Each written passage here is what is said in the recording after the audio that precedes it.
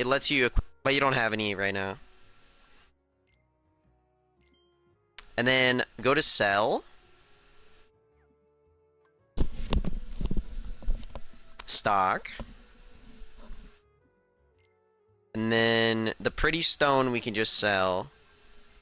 And sell the elixir because you're not going to use it, trust me. That 50 money is going to be way better. Now buy another protect chain.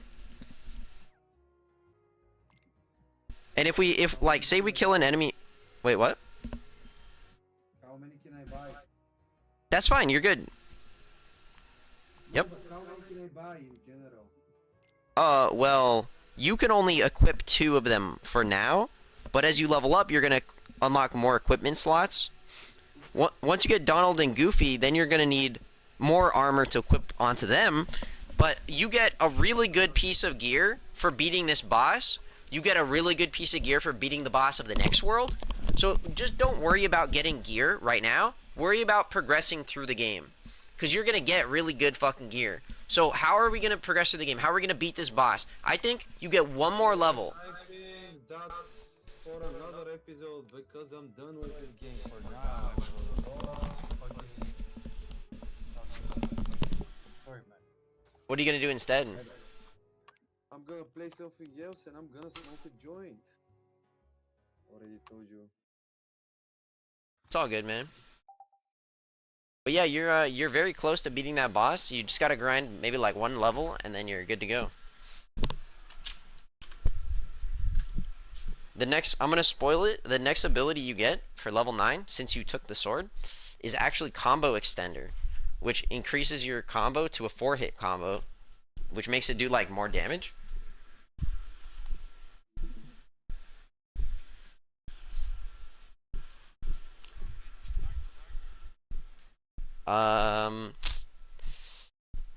Nah, but I'm looking for someone to give my keys to, my golden keys. And originally I was gonna offer them to Tib. Like I was gonna say like, hey, you know, if you play Kingdom Hearts, then I'll give you my keys. But he's rich as fuck. He already has like a lot of chests. So I think I'm gonna do it with either you or I have another friend. I forget who. You sell them for 2,000 gold.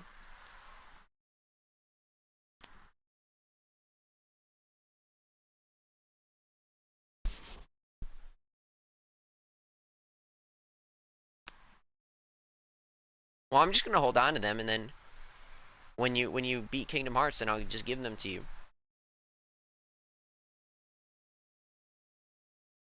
But when you say you haven't played that much,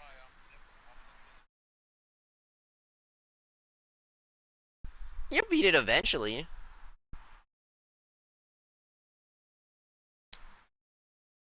Like it's a short game, and you probably have like 4 months till the next wipe, or longer.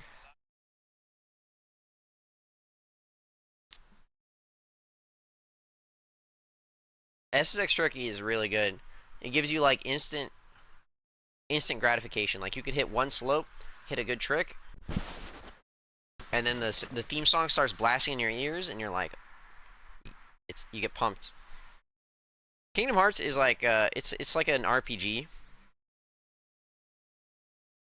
Yeah, like I mean it is an RPG. It's like it's slower. It's more story driven. Although the story right now is kind of, you know, they haven't explained anything yet.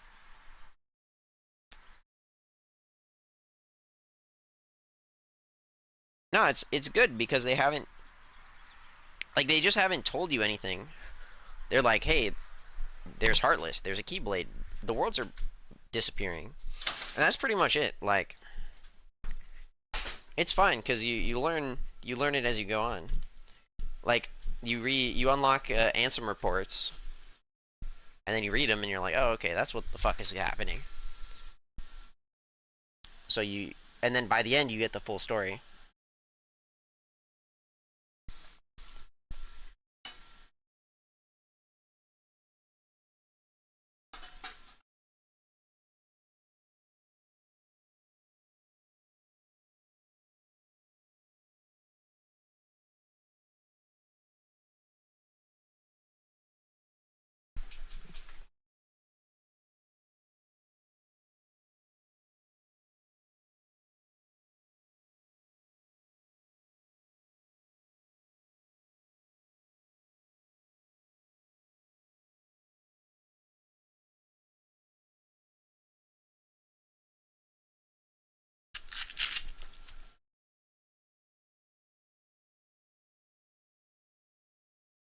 What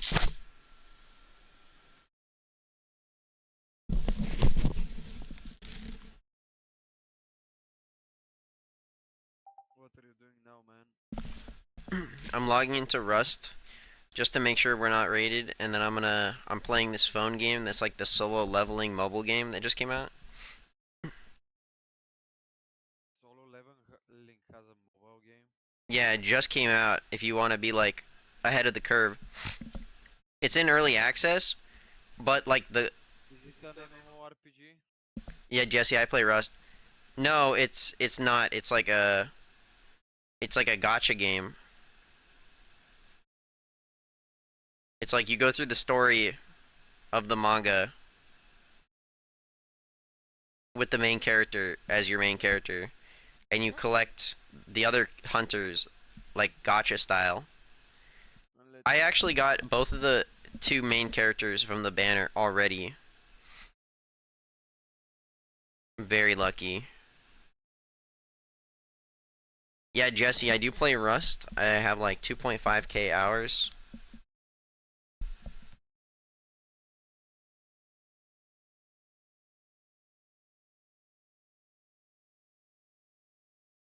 I would always be down to duo sometime.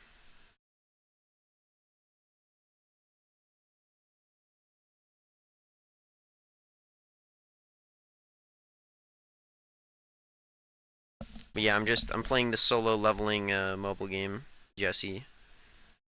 It's a it's a really good anime, good manga.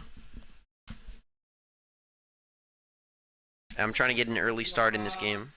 Japan, it's solo leveling. They don't like it, and it's not popular because there is an anti-Japan arc or something. The manga. I mean the manhwa actually because it's Manhwa. manhwa, man. Isn't it manhwa or is it The manhwa? H is silent, so it's it's manhwa. Yeah, but it's written manhwa, right? Manhwa. Oh, manhwa. Okay, manhwa. Yeah, but it's pronounced manhwa. Yeah.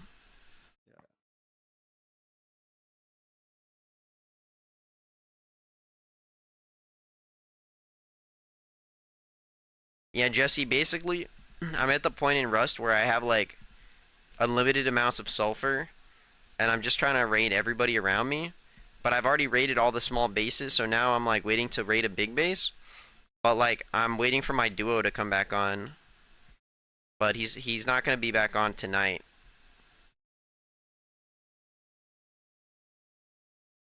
And he's EU, so it's kind of scuffed. At some point, I'll replace him and get another duo. Don't play the Dark in Soul. Yeah, this is a Korean gacha game, but it's pretty good.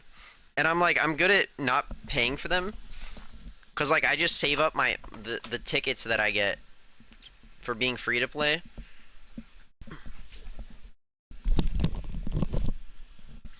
You know, like I just play them for fun. Like I like the anime. I like the systems in this game. Like it's fine. Also, the game plays itself, which is cool. Normally, I don't like those shitty games that play themselves, but this one is just nice quality of life.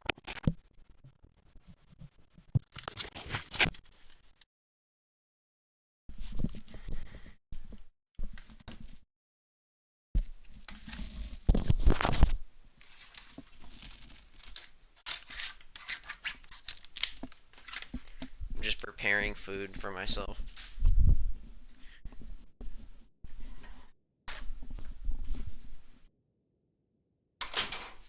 Ocean, what's the time where you at?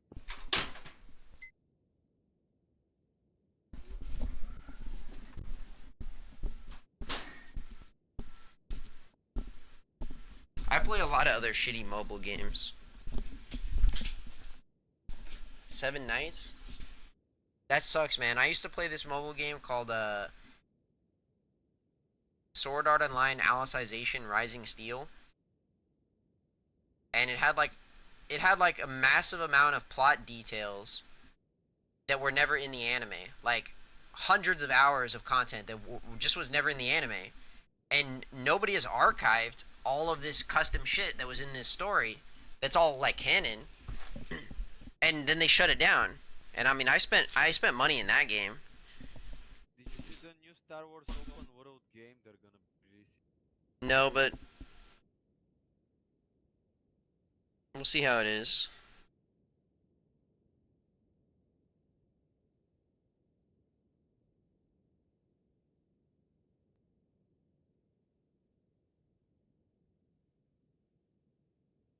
Why is my Dark and Darker taking forever to load, man?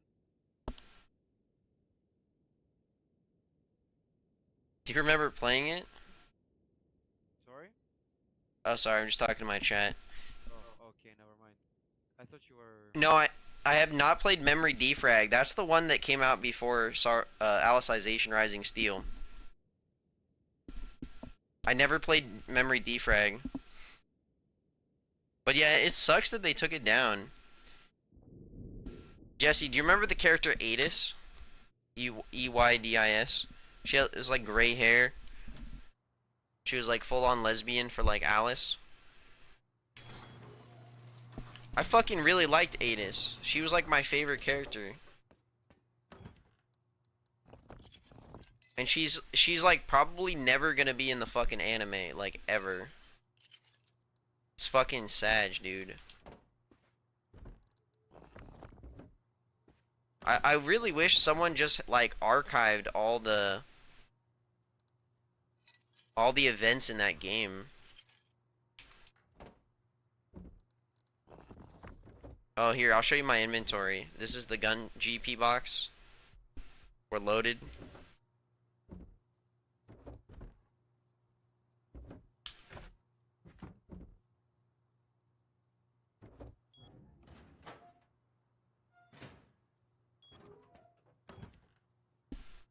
I have perfect berry clones for Orti, by the way, so we have Orti.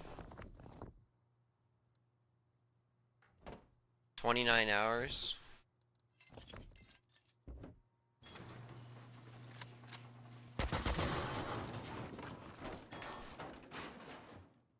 Fuck it, I'll show you the rest of the base.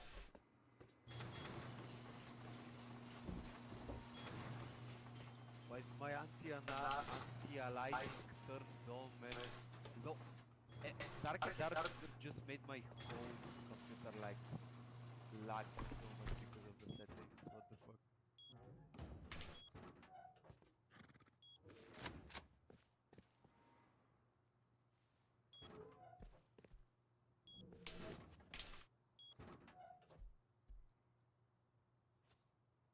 That's way better.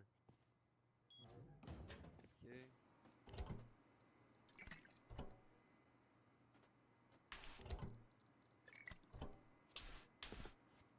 So we raided that base. It's the king now. We also raided that base. We raided another base over there. I raided that base up on the hill. There's not too many people near to us. I raided that base. That was the last one I raided. Get better graphics card.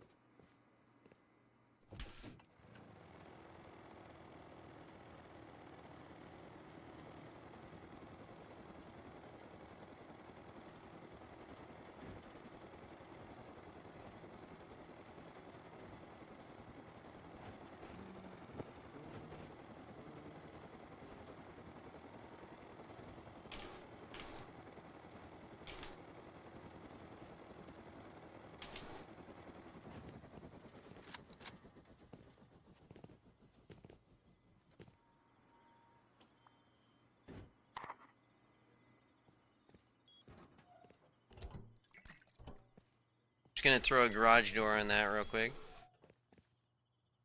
Yeah, I mean, it's not new anymore. It's been out for a while. Like over 2 years, I think. You can finally play Rust PvP. Yeah, I started playing like kind of like just before that update came out. So I never really like was affected by it all that much. But I can definitely sympathize with the people that already like spent, you know, thousands of hours practicing recoil patterns. I think that the game would definitely be better with the recoil patterns, because it rewards people for like putting time into it. But I can see why they did it, just because it's like, you know, sometimes as a game developer, it's better to appeal to the masses.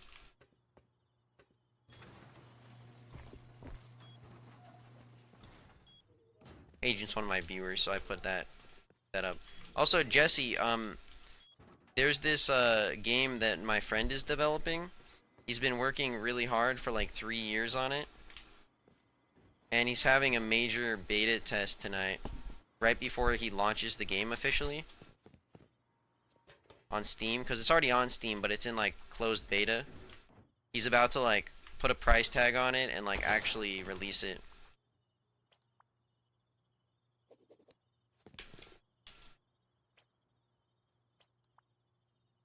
And so yeah, he's doing a big test tonight. So if you wanted to participate in that, yeah, I mean that is one take.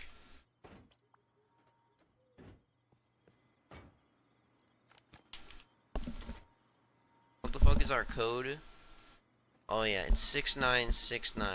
That's right. Oh shit, someone's taking Bradley.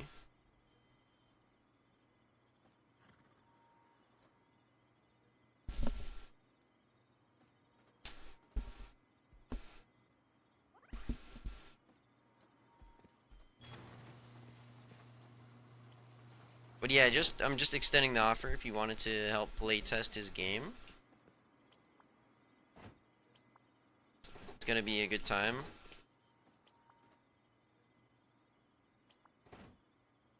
Yeah, add me on Discord and we should duo sometime.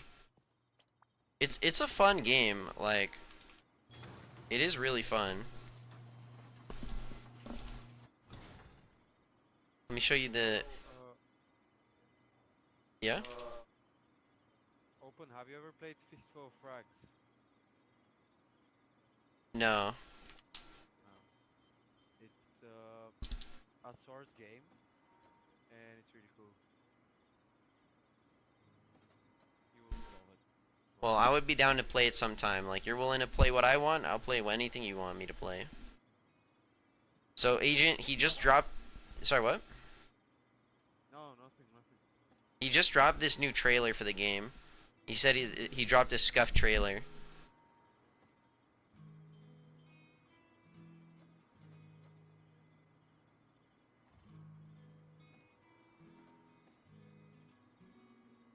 Why is the quality, like, fucked?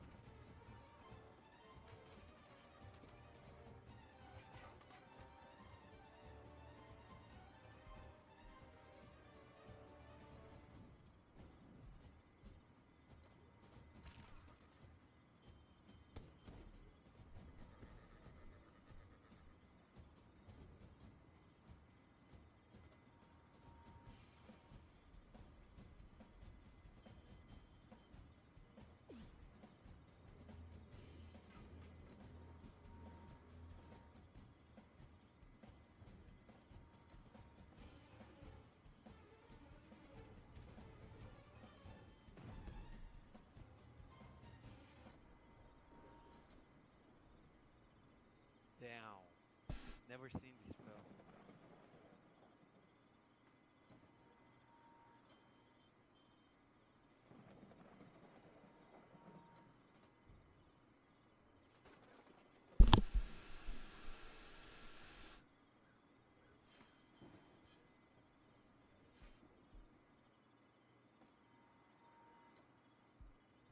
what? You can build towers?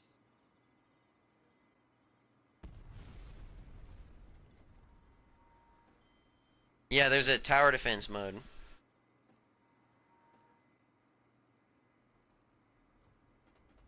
Cool. I hope that vacuum cleaner didn't annoy you for a second. You're good, man.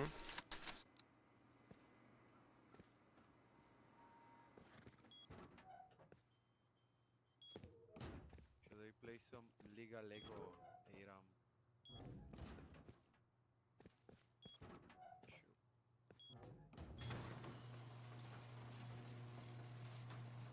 So we have a system where all these furnaces feed into this box, like you give it wood, and it just turns it all into charcoal. Because we do a lot of raiding around here.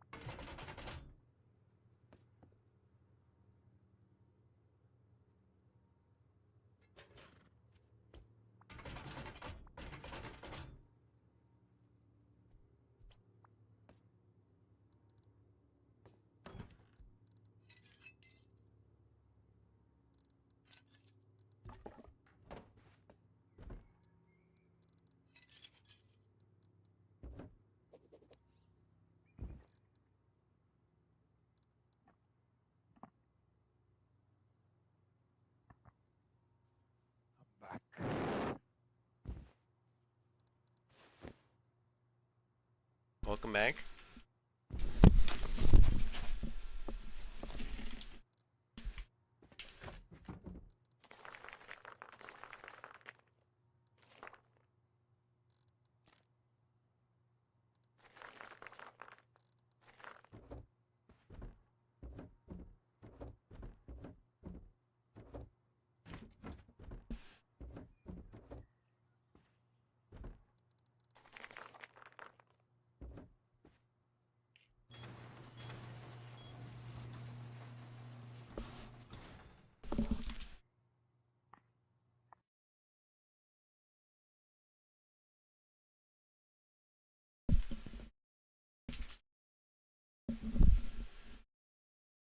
I forgot to repair the mini. Whatever.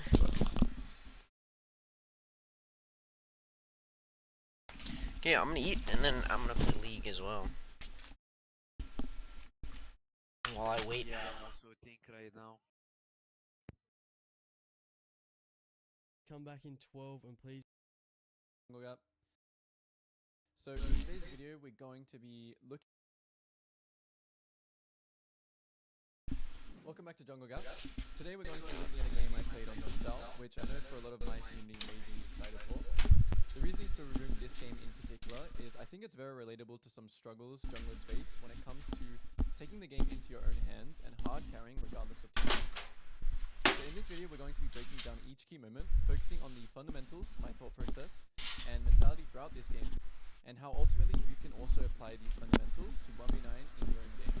What's up everyone, I'm Coach Leo, also known as Babbitt. I've been a professional jungler for the past 6 years, played at Worlds 4 times, and have plenty of coaching experience. If you're interested in fast-paced learning and achieving your desired rank, book a private coaching session or join the community by heading over to the Jungle Gap Discord, which will be in the description below.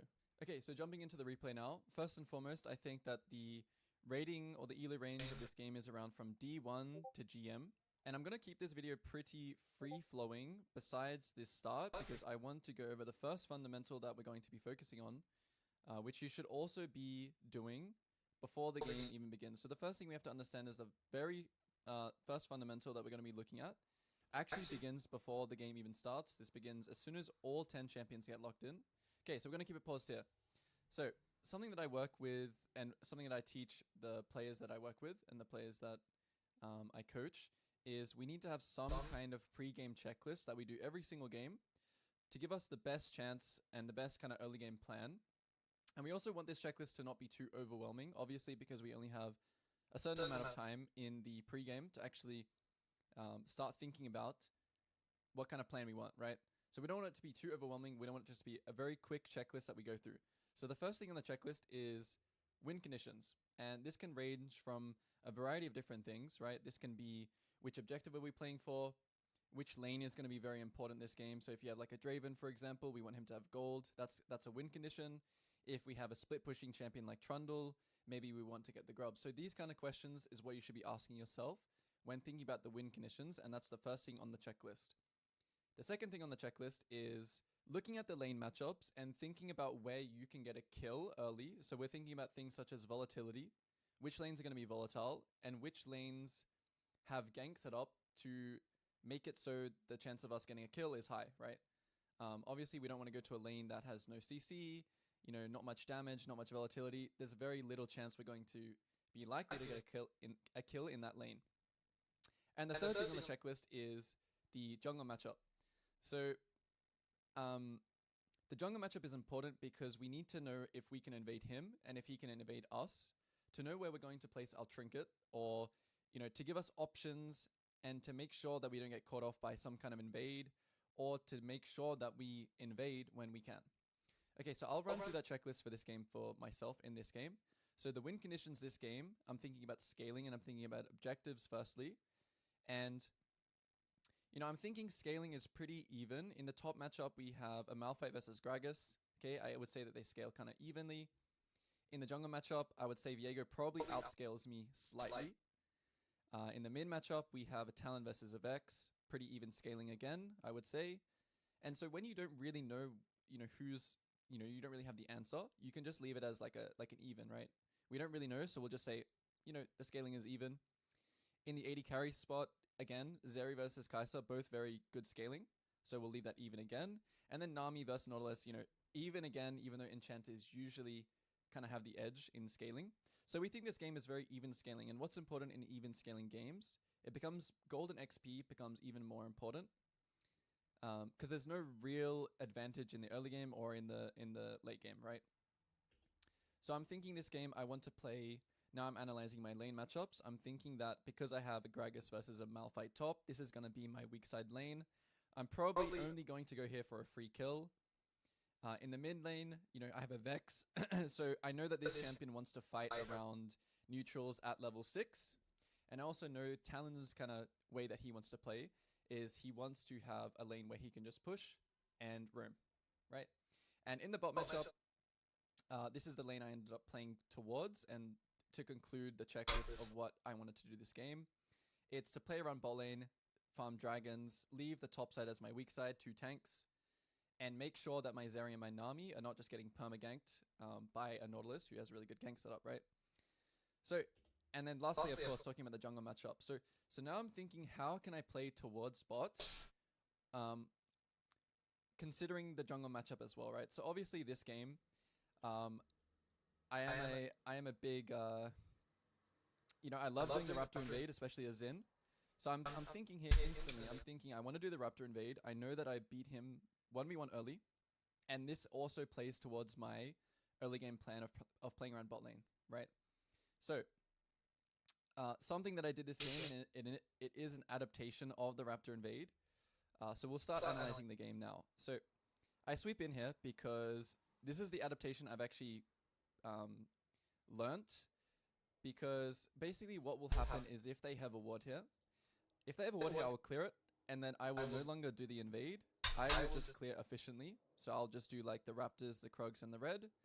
And then because I've shown that I want to do the Raptor invade this game, what happens is that the enemy jungle does something very inefficient. So because he thinks I may invade, he may do blue, wolves, and he may do something very inefficient.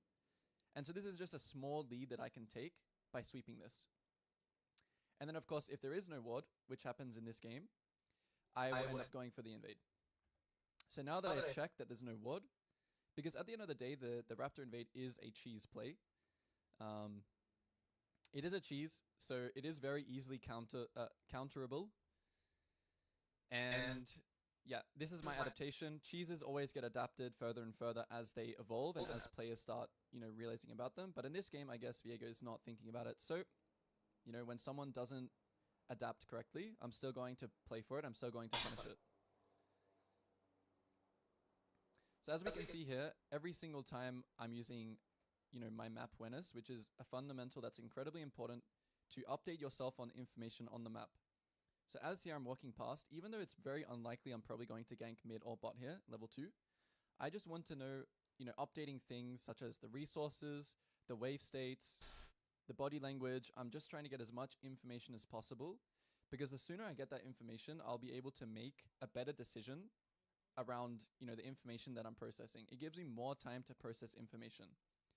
So here, I know now that the enemy jungle has started topside, and I know that he is probably clearing down, or he knows that I'm doing this and he's either split map. So he'll either go to my top side or he'll be going to the bot side here. Those are his 2 options. Again here, consistently F-ing to bot. It's not really in a gankable position right now, but I'm still wanting that information of what is happening. So between every single auto attack, I'm actually updating the situation on bot. And now I know here that this doesn't look like a very good gank, right? Because multiple reasons for this. The first reason is the wave state, right? The wave state is bad for me to gank here, because most likely I probably won't even get summoner spells here. And so the reason that this is bad is they're high HP. My Nami doesn't really have great gank setup. The good thing here is that they don't know where I am, but there's like 3 negatives here. The bot lane resources, they're full HP, they have both sums, the wave state is bad. So what do I do here? I gain that information and I make the decision to, you know, the only way I know that this works is I'm basically pinging my team. If Nautilus hooks in, then we can go for the gank. But if that doesn't happen, I'm never ever going to force this gank and waste time. I'm never going to force this gank if I were to gank here, I would walk in, Nautilus would hook me, I would lose half my HP, and then I would, all of a sudden, I would be susceptible to maybe like Viego invading my bot side, and I would also show, I would give information. It would just be terrible if I went for this gank.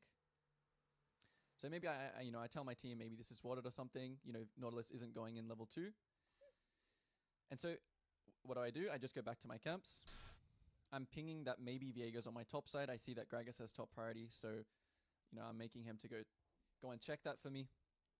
And if he's there, obviously this is very good for me because he'll get stopped. I'll get information. In this case, I think the Viego either he makes the correct play here, because you have to think as well, better junglers, they're going to make better decisions. He may think that splitting the map here is bad, right? Which it is bad for him to split the map here, because then I'm just going to take these camps, gank bot again on the bounce. So maybe he's thinking here as well, I don't know, one of the 2 options he just cleared down and he didn't know that I took his side, so he just ganked bot anyway. Or he's actually making a conscious decision here to gank bot anyway. And you see how, even in this game, right? So I've done all I can for my bot lane. I don't have a ward to place for them. I looked for the gank, and it led to nothing. So if they die here, maybe I could have pinged the river more, but I truly expected him to be top side. But he ended up being bot side. And so I'm still watching every single time, right? So fundamentally, I'm seeing that they're ganking bot. I'm checking that my blue is... Okay, so now I know for sure that he's bot, obviously, because he shows. And I'm constantly looking bot at the situation. Is there anything we can do here? I'm taking a look at the map right now. I'm taking a look that I have Vex moving here.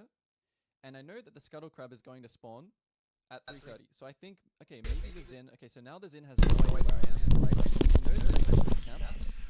But because I didn't... Jesse, thank you for the follow. I'll take a dab for you right now, man.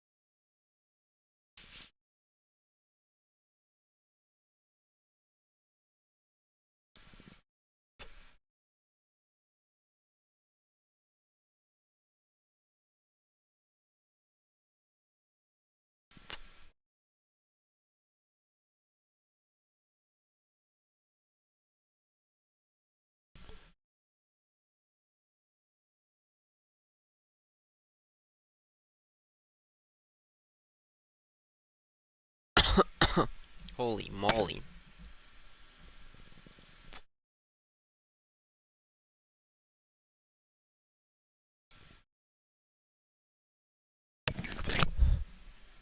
Yeah, this mobile game is fun. I think they did an okay job with it. Some gacha games are just really bad. Like Diablo Immortal bad. But this one's chill, like I already got like the banner characters. I got them on my first pull ever. Probably just incredibly lucky, but we take those. Man, I think maybe I'll exercise a little bit before this next game of League. No, I do not play Genshin. No, I do not play Genshin or Honkai Star Rail. I downloaded Honkai Star Rail, but I only played it for like 30 seconds and wasn't really feeling it.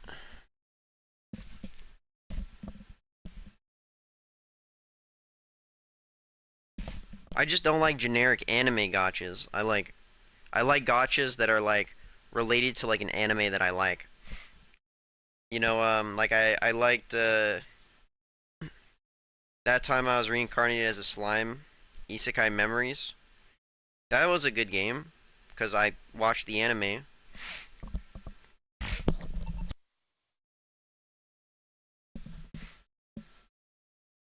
Show. I never gave that information.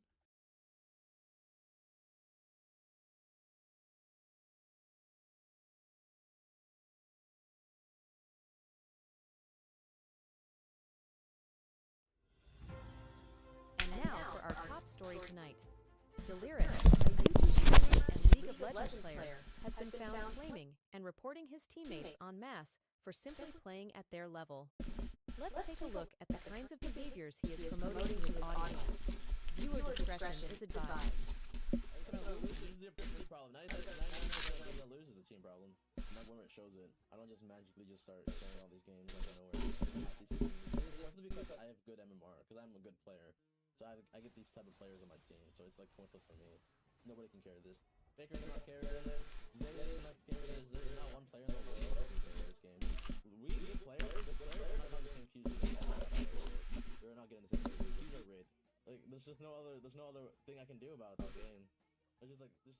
Just to repeat that quote, we good players, referring to himself, Faker, and Zeus, are not getting the same cues as all the bad players. The cues are rigged. We now turn to our top investigative reporters, Nathan Mott and Coach Curtis, for the full story. Welcome, BBCS, to episode number 185 of the Broken by Concept podcast, the number one solo queue educational and motivational podcast. Curtis, today we've got another one of our fabled case studies for you guys. Now, let's set the scene a little bit here. For a lot of new people coming to our channel for these case studies as well, let's talk about why we do these, how we came across this, why we're doing this case study. So let's start with first, Curtis. How do we come across this? Because we don't randomly go around each hunting. Like, these are just people that send us to the community. We think, oh, interesting. There might be good lessons to learn from this person or the way they view the game, a case study. Well, a lot of what this podcast is about is breaking down narratives. We like to educate the community. What's the game really about? How hard is the game? Is it easy to climb?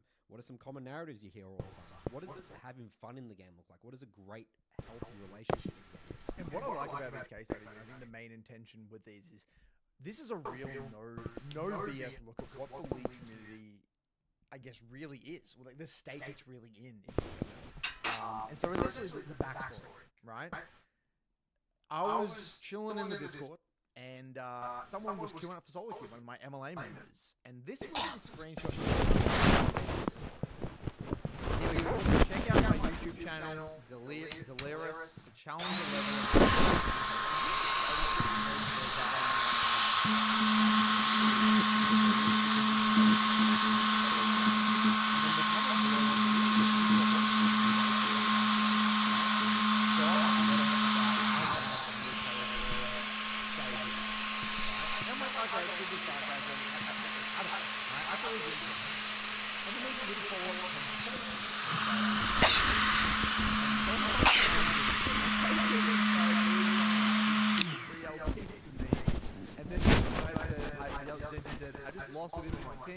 I just recognize him because he's the only person I've seen who posts game, and all his videos are super negative.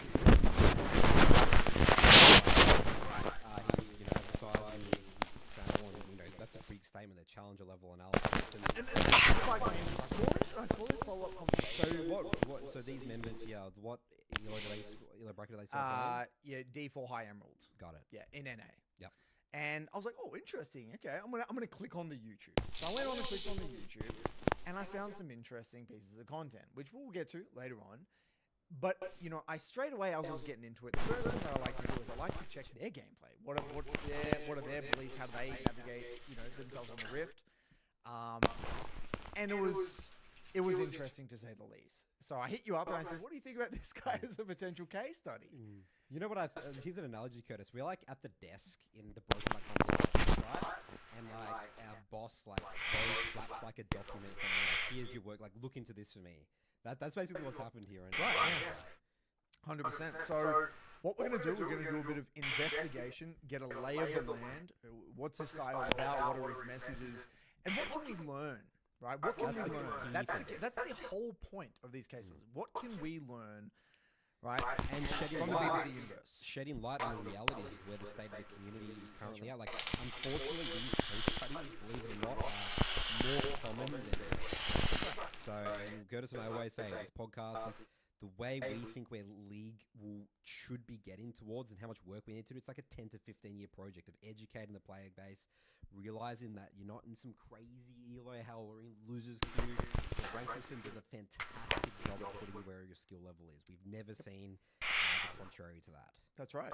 over a long enough period of time. That's correct. So you want to move on to investigating his OPGG? So we'll start with his OPGG first, and then we'll get into his gameplay. Beautiful.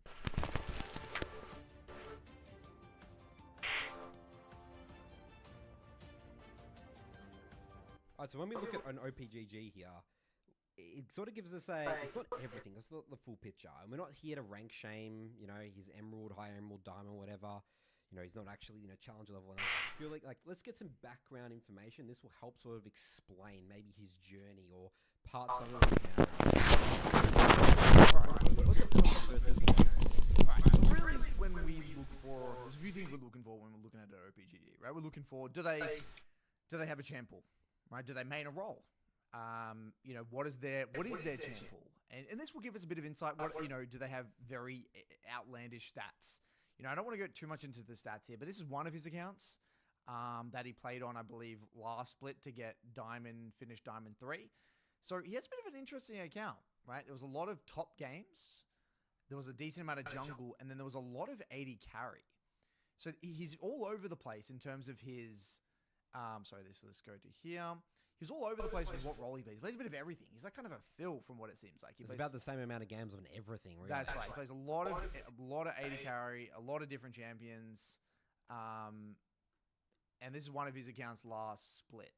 So, doing not so hot on jungle, doing pretty good on a wide variety of 80 carries and, about even on top, right? And if we go back to his split before this, a lot of 80 Just a bunch carry. of different champs as well, by the way. It's completely different. Bit It's all over the place, right? And now, to do the whole thing, we should also look at his other account. And this is, I think, what he's playing on at the moment, according to his recent live streams on his YouTube.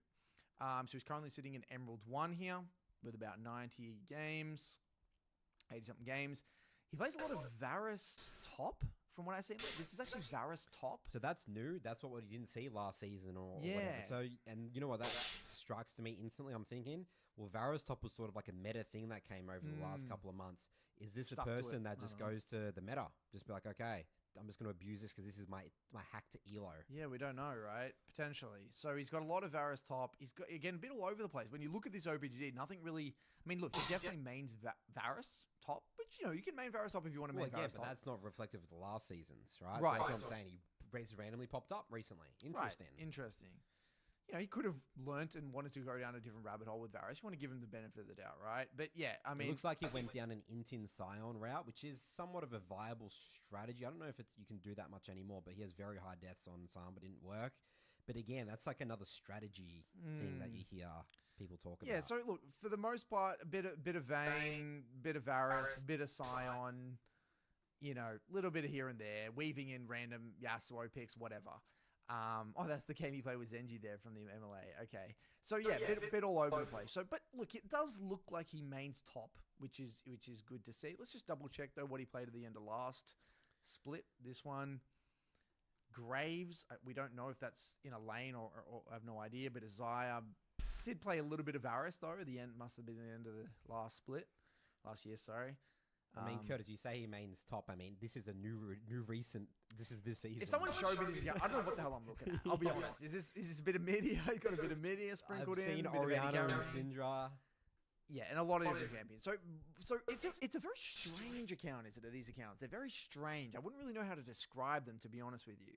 It doesn't look like someone who's taking rank seriously. I can tell you that much, right? It's a very casual-looking account from the outside in. Playing what I feel is good, what a recent YouTube video has shown me. Oh, that new Varus build, right? Cool. Or whatever they're feeling like at the moment. That's what that looks like. Lack of discipline, no small champ pull. So given this in mind, let's get into the gameplay now, Curtis, and let's start to break down some of his games, but also let's try and connect the OPGG. Connect the dots, yeah. Because we're seeing here a lack of champ. And one thing before we move on to this, I want to make it very clear. This video, it's going to be a lot of connecting the dots between his videos, his gameplay, OPGG. We're going to put it all together here. So it's going to be a bit of a work in progress as we get through this case study. So bear with us as we put together all this information.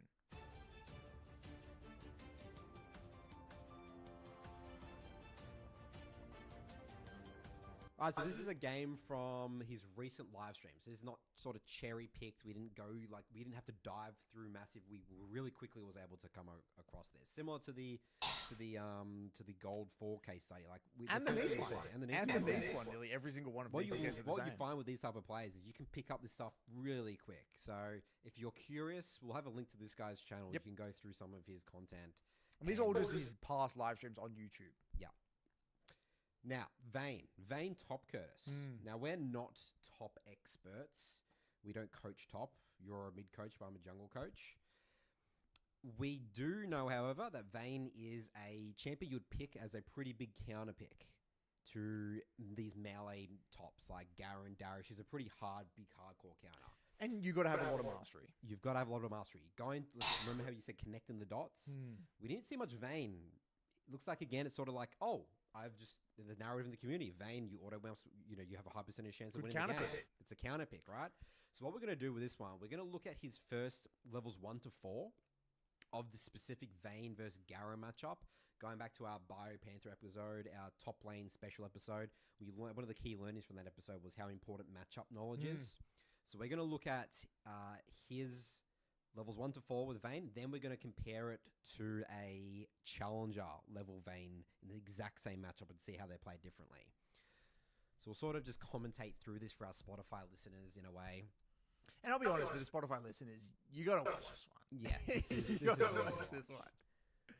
Okay, so first things first, right? You got the classic Vayne into like a Garen counter pick, right? You got a bit excited in draft, wanted to pick the Vayne here, and so the whole point of this matchup is that you want to pressure the Vayne. Right? I mean, you want to pressure the Garen, right? And then bully him off minions. Bully him, and you probably want to be like my baseline hypothesis is that you'd probably want to be utilizing the brushes to de-aggro minions, potentially get some sort of a slow build zone, potentially get level 2 first. And be a bit of a nuisance. You wouldn't really want to go even in farm. You wouldn't going even is lost. Is in a way, especially against these type of champions. Also, to note, we got Flash and Ghost, so no TP, which is very common because they're playing for lane. And the Garen as well also has Flash and Ghost. Yep. Yeah, and that just means you need to be really, switched on when it comes to your resets and wave management. You got no get out of jail free cards here. So, yeah, as you can see so far, nothing really special. I mean, he's actually kind of just kept a relatively neutral wave state. He hasn't really used the brushes that much so far. He's taken okay trades. Not amazing, but okay trades. Did get a nice little ward out there. It looks like he's slowly starting to posture. No. Again, what we were expecting was potentially more on the top side of the lane, utilizing those brushes, going in and out, de-aggroing, getting a little bit more poke down. And as we can see, in terms of levels, they've both hit, Garen hit level 2, like just a millisecond before him, and they're both level 3 right now. Chuck the audio on for this as well, it's important.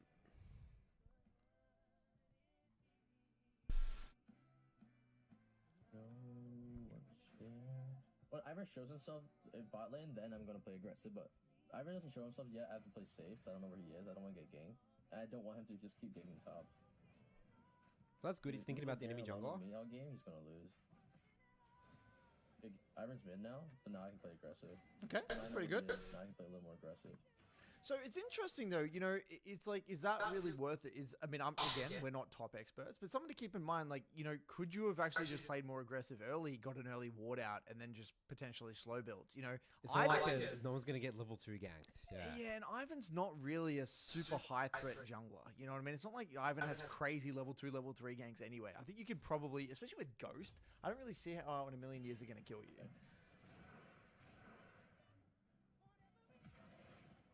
I tried to E him right there, but it wouldn't let me. It wouldn't let me E him there. What a joke. Well, still pretty I tried good. to E him right Burn the there. flash and Ghost. Like right in the bush right here, but right when I walk into it, I was just 1 second too late.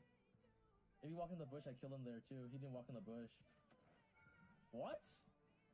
I think they changed the turns, by the way. The turns feel like they're attacking way faster now than there's no more delay. Like, it's just like instant. So one thing we're going to start noticing with this guy, we've had two aspects of blaming the game or game design already. The E is like, why didn't that E hit? What happened there? And then now we're talking about the tower range. Magical towers. Something to note. This might be interesting connecting the dots later on. I swear to God, I feel like they increase the reaction time of turns. I'm not joking right now. Like, I don't know why it is. Like, I've done, my kiting is still the same. I haven't done anything different. But like every single time I walk into it, like I walk out of it, it's just instant. And this minion right here is a hater. Oh my God.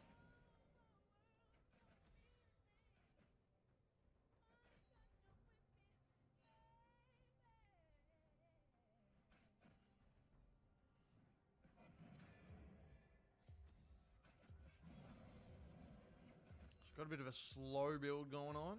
Hopefully try and get under the tower and get a bit of harass.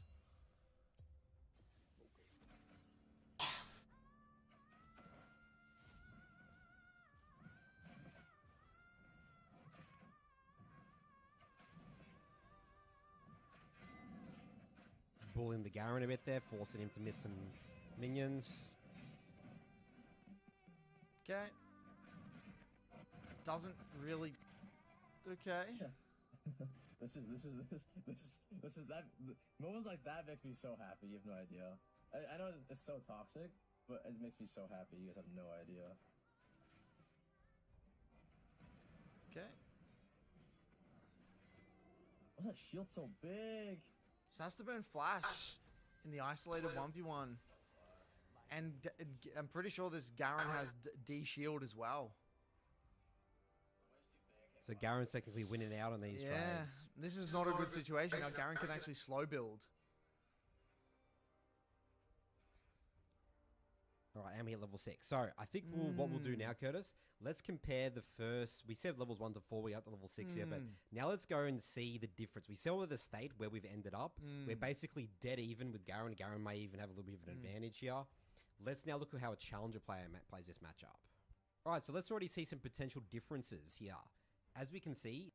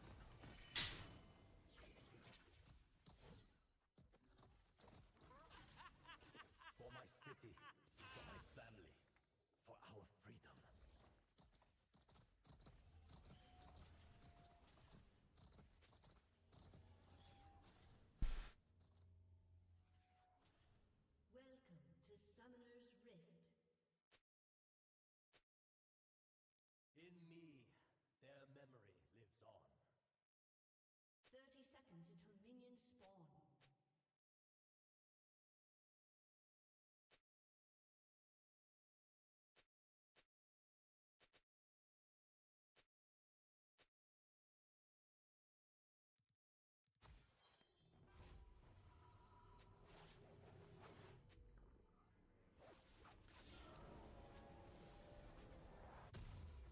They stole our magic once. Never again. Minions have spawned.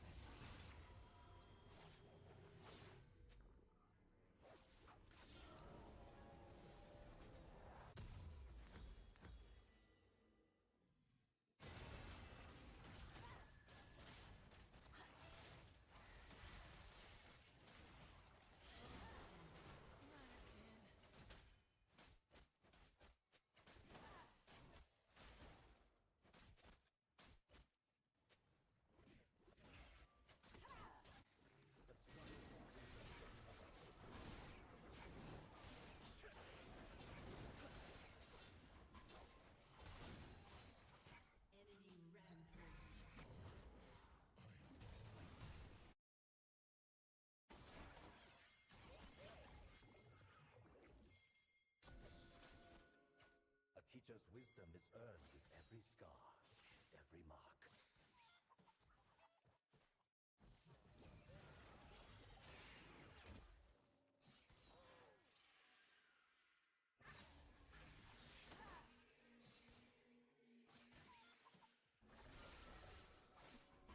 I'm here.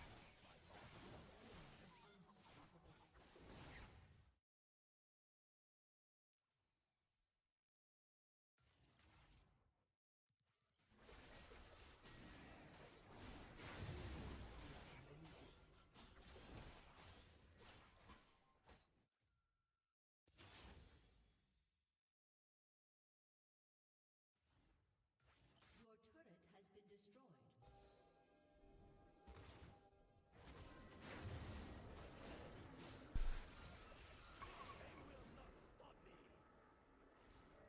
Dominating.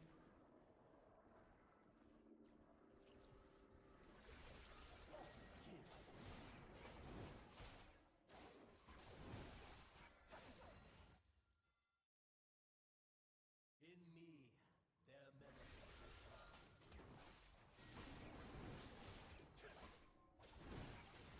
We chip away their ivory towers, one mission at a time.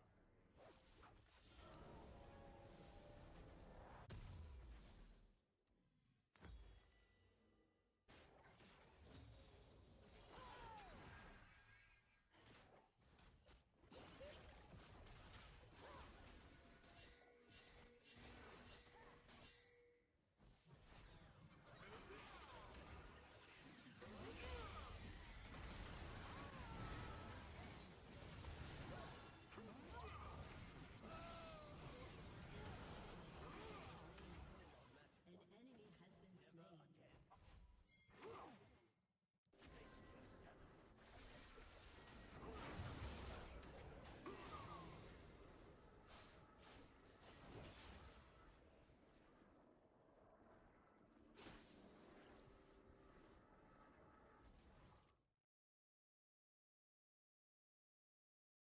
My skin tells a story.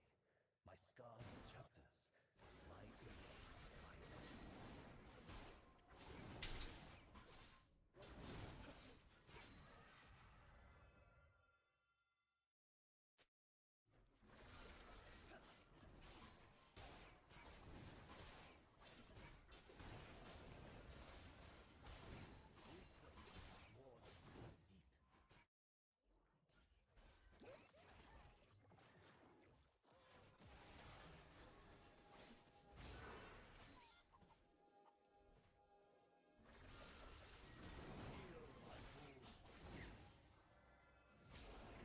I had more time.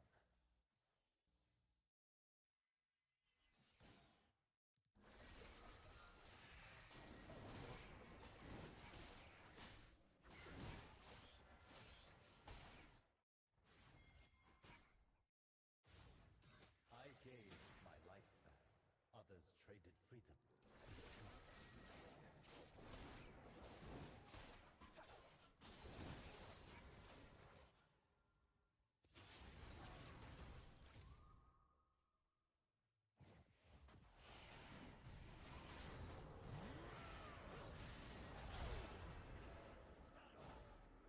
An ally has been slain.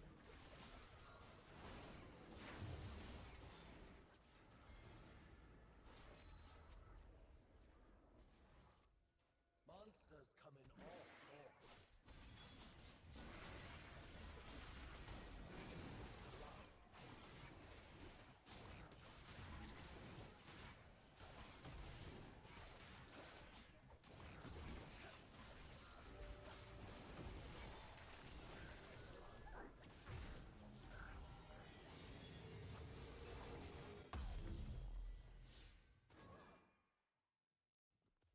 Your team has destroyed a turret.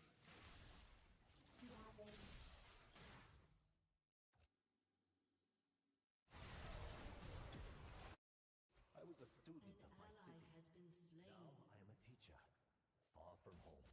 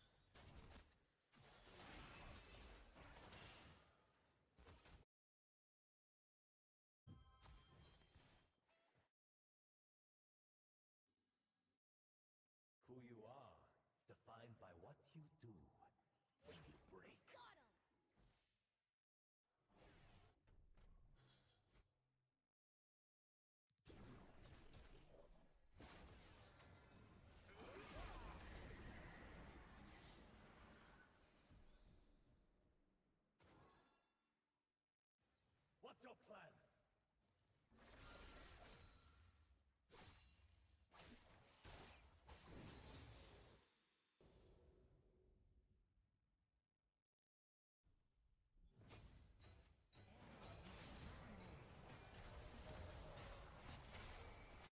The temple is a haven, but it is not my home.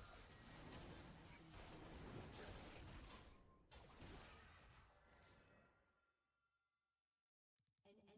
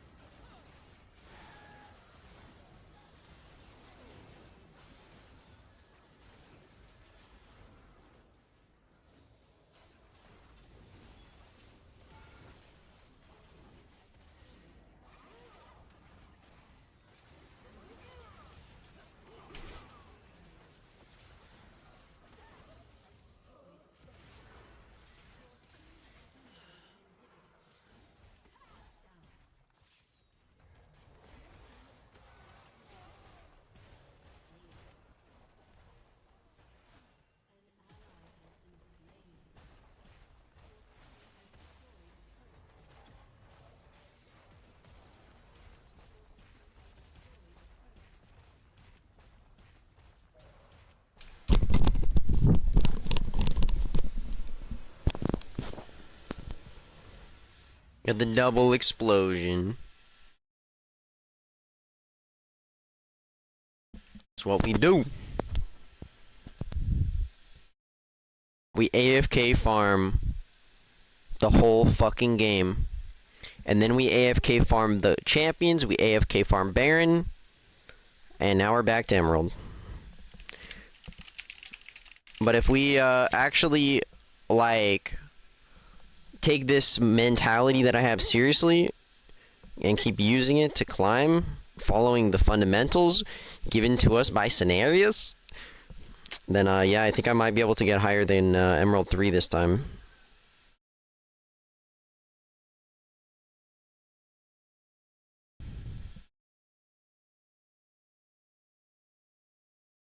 No one clicked my link.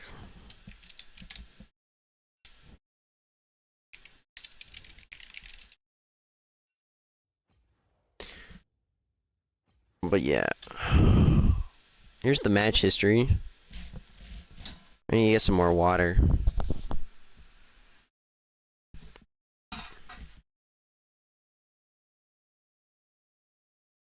4-5-6. I got carried that game. Let's check my op.gg.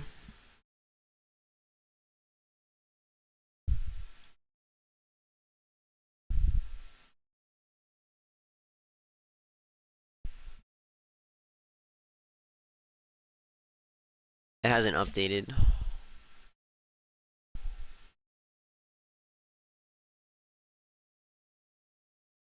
Oh well, that's fine.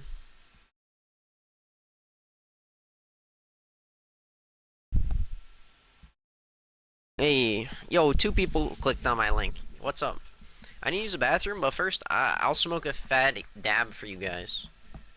So, it's kind of interesting what I'm doing. I'll give you guys the TLDR real quick.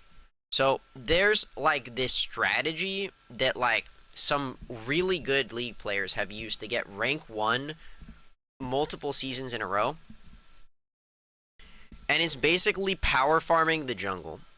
And it's like, you never gank unless it's like an 80% chance it's gonna work. That whole game, I wanted to gank. I wanted to do something. But I just kept power farming. And then anytime that I did fight, it worked out pretty good. It's an interesting concept. That's usually how I play, actually, is I usually just power farm. But now I have a new reason to take it more seriously. Now that I know the best players in the world are actually doing it that way.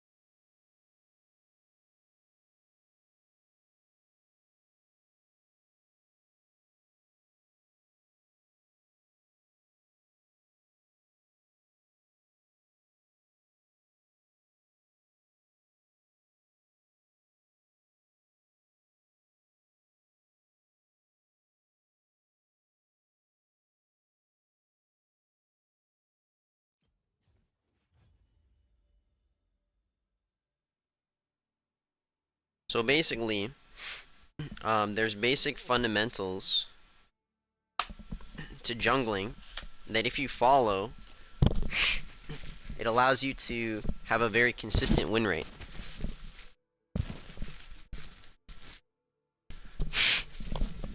So we're trying to have correct decision making.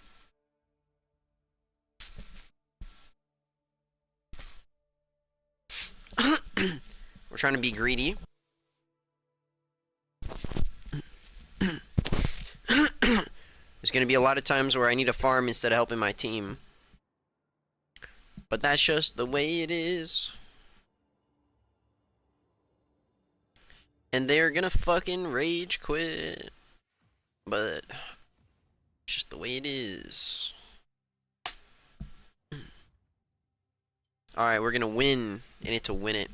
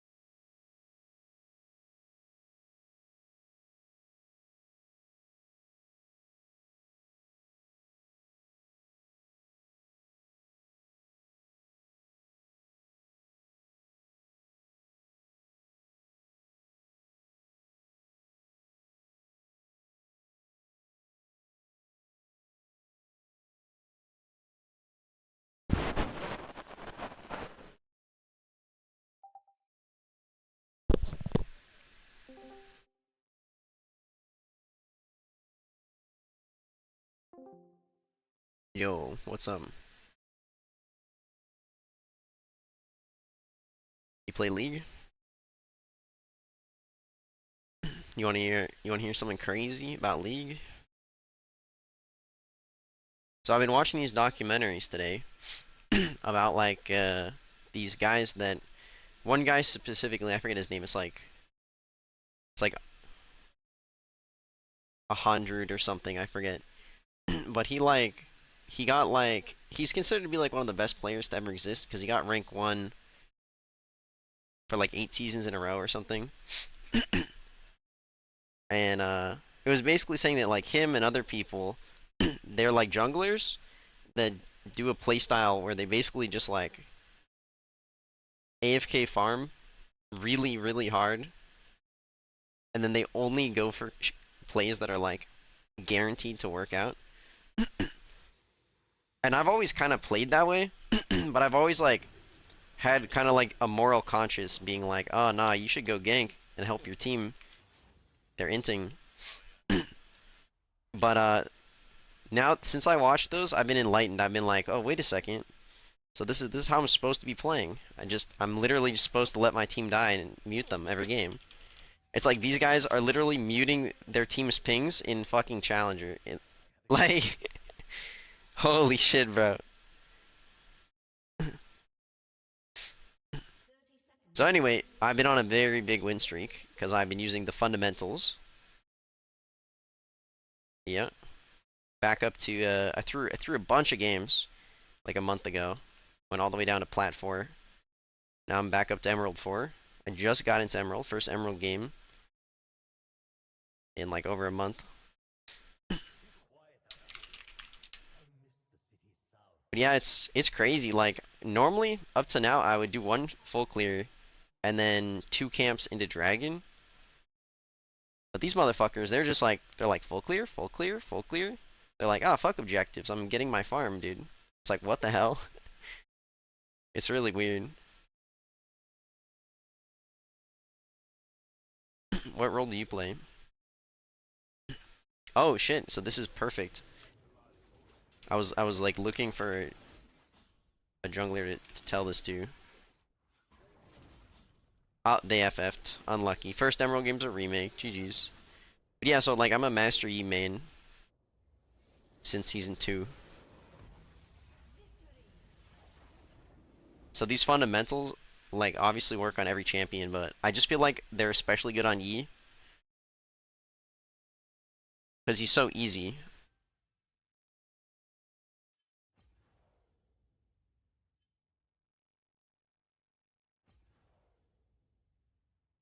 What are your thoughts on Master Yi?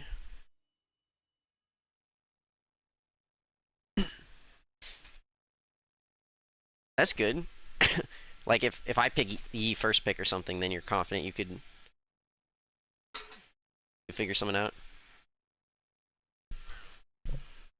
Cause Yi, whenever I have a Yi on the enemy team, I get nervous because like Yi has the potential to be the most brain dead OP shit with no counterplay, but it's like it's like on the player to fuck it up.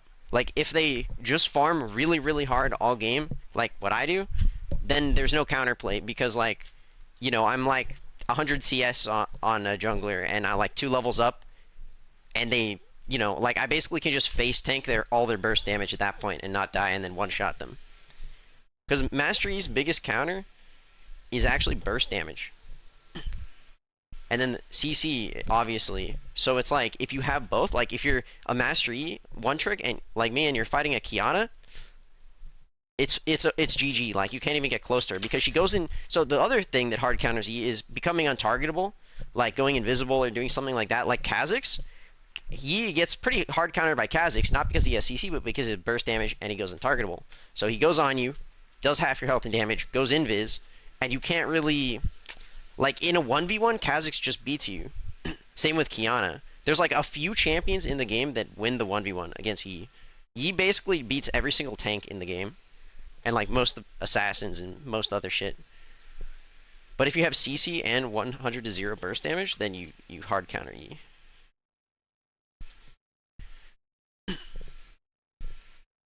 But, you know, there's some jungle picks I'm afraid of on the enemy team because I just know my team's going to feed them. Like, when I go against Rammus, I'm not scared of the Rammus. Sorry if I'm talking a lot. I don't have any friends. Okay, that's good. Well, let me know if you need comms. Like, if you want me to be quiet.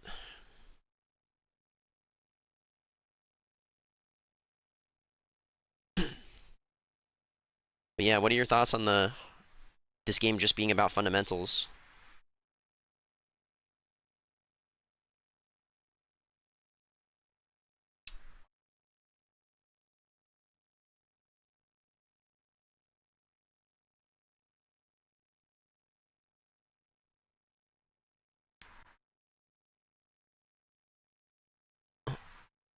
Well, yeah, you'd have to be like have better fundamentals than them, but if they're like a professional Korean player, then it's kind of hard.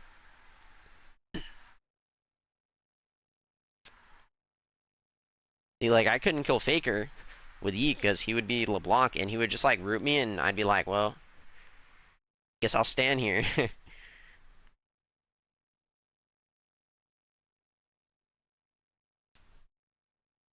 If I went against Faker, he'd be like Zoe and he would just like I would get I would get sleeped one time and I'd get 100 to 0. And I'd be like, oh, he's 5-0 because he's been farming my mid lane all game. Oh, crazy.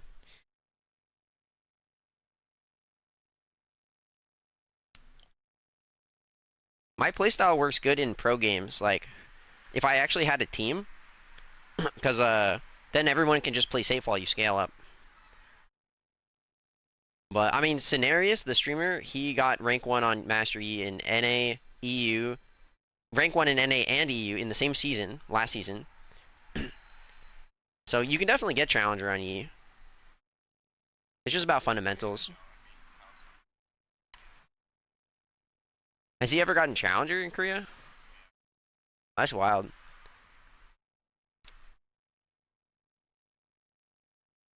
I've been watching him for years. Has he done it recently? Do you have any idea? Yeah. I always watch his stream and he's always like hard stuck master.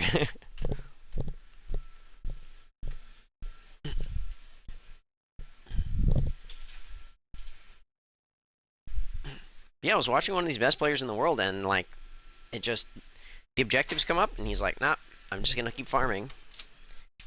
It's kind of weird.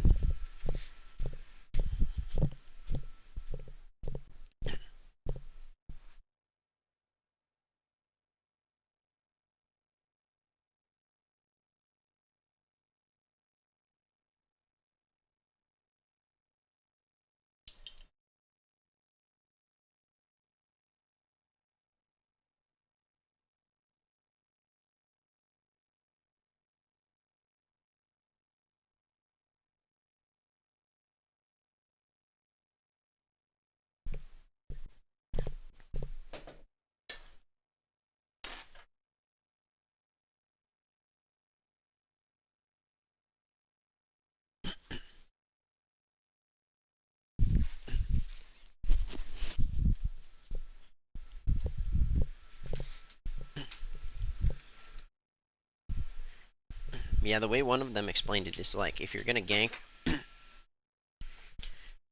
and best case scenario it works out and like you get like 200 gold, but you'd get 200 gold just for taking 2 camps. So it's like it's about choosing which decision is like better across every single game. Like what the most consistent thing is. So sometimes if like you go for a play that is like not really the correct decision to make and it works out, it can give you a bad mindset where you think like because it worked out, then I'll go for it again in the future. But instead it's always better to like go for the correct play and have it not work out than go for the wrong play and have it work out. So they say. But it makes sense.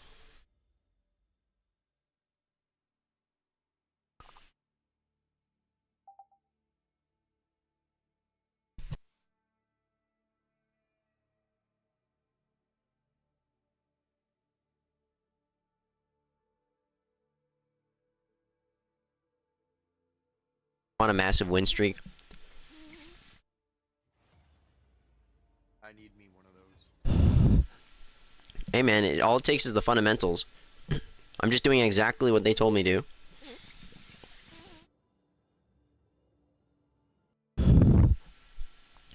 We could even watch like one of those videos together where they explain it. I'll like link you the documentary about the one guy. Yeah, you can send me that. Yeah, it was super informational.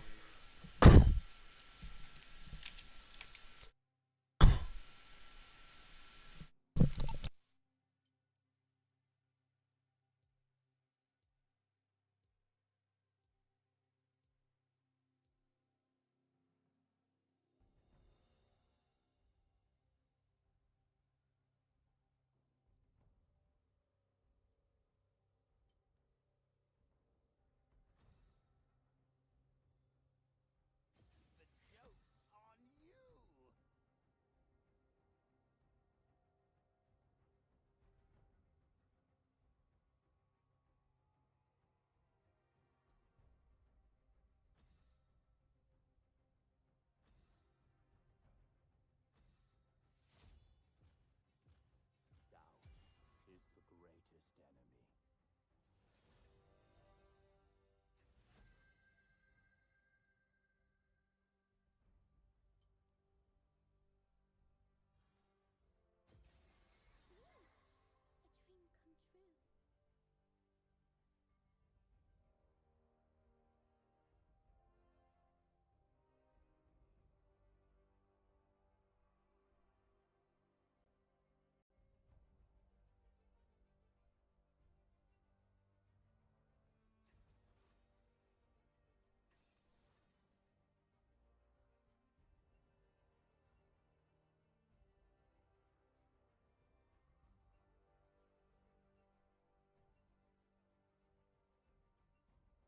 God, a Mumu is so fucking broken.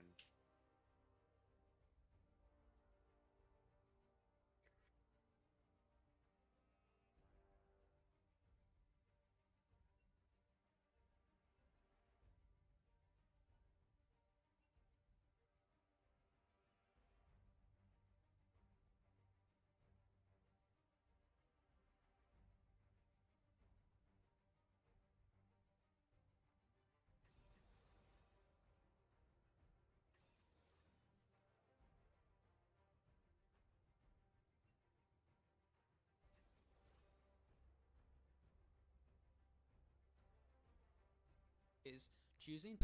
Yeah, man. Let me know when you're out of a game, and I'll watch this video again with you, because it was that good. Yeah, I might be down. It depends though. I might have a duo popping in here in about 10 minutes or so. Yeah, no rush. We could even like start it and finish it later or something. Yeah. But this is pretty much like about the best jungler ever.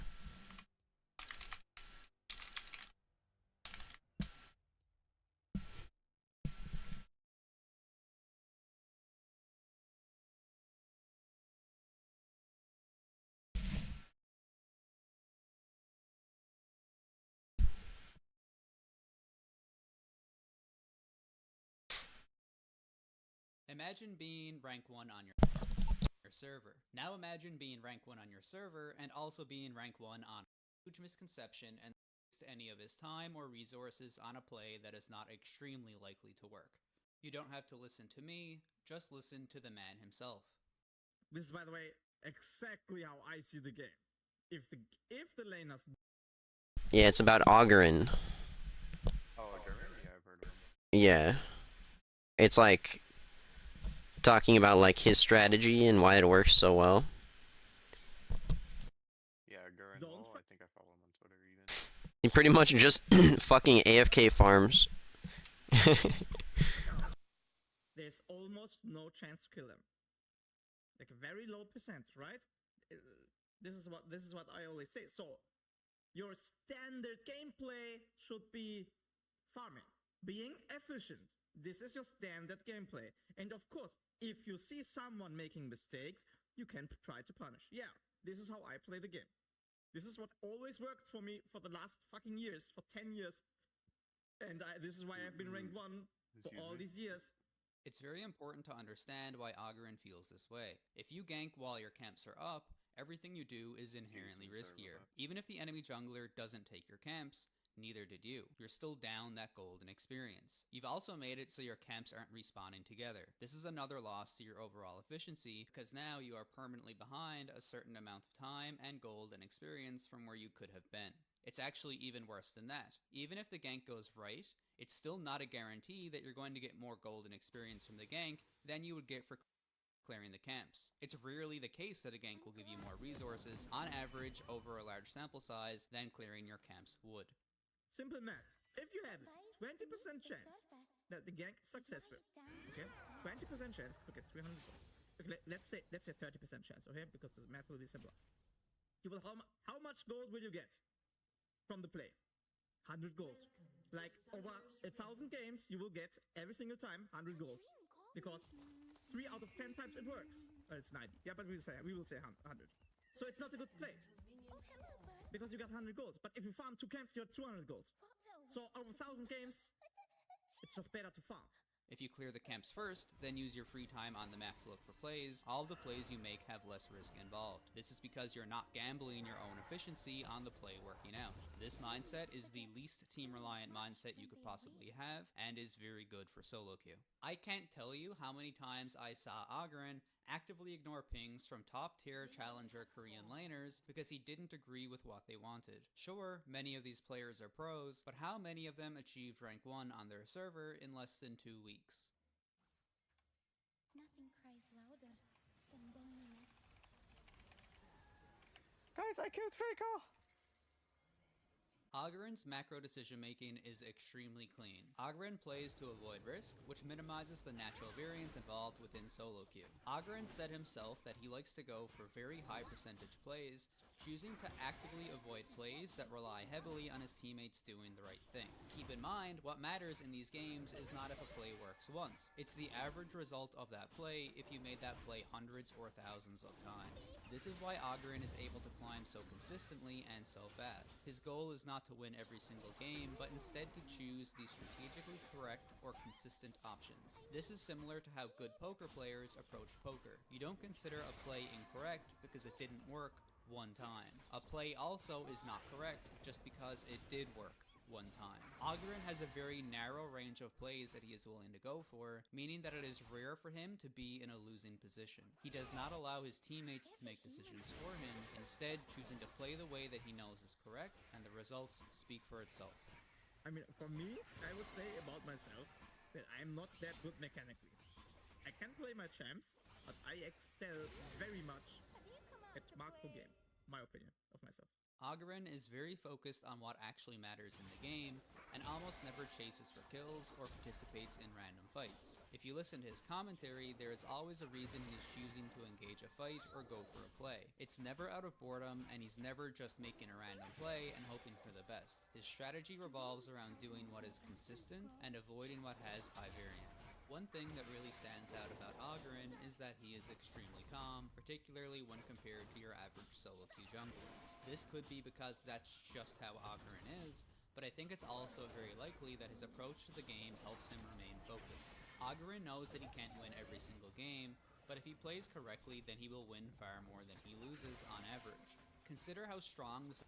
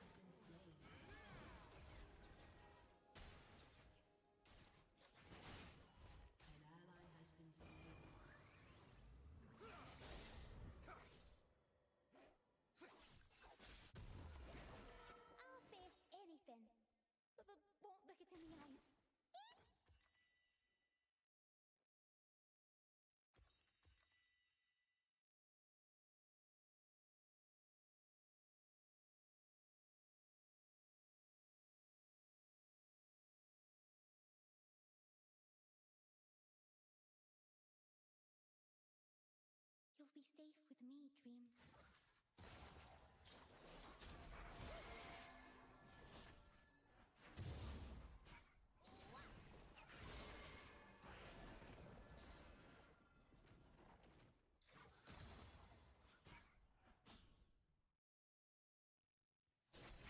All you know is nightmare.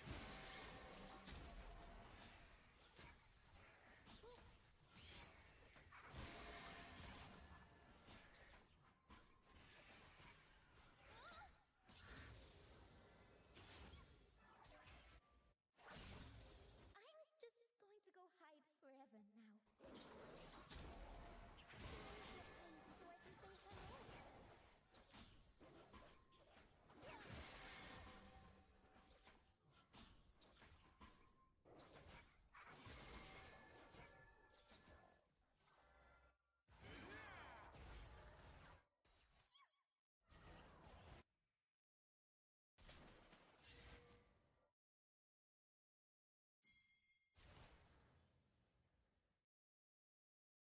When I'm quiet, I hear so many things.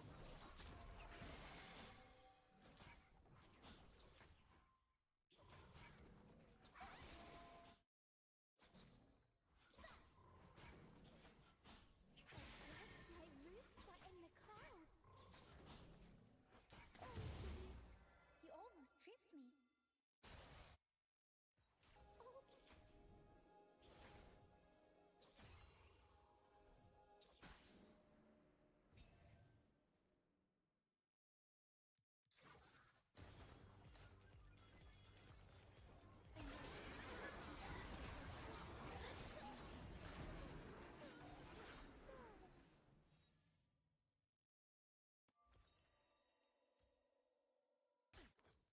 Do you think they'll remember me, Dream? When they wake up, do they remember themselves?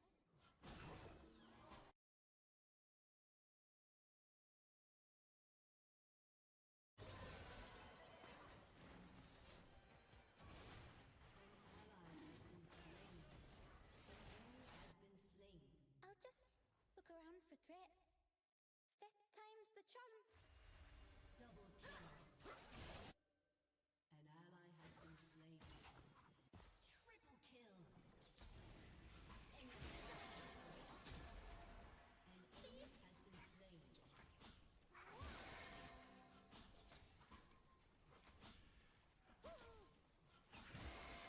I know how to use this.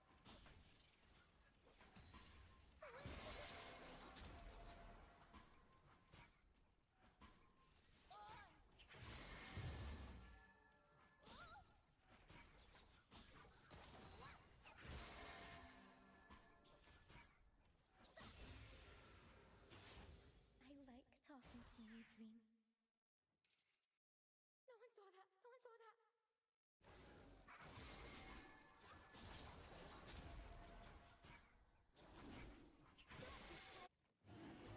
Earlier.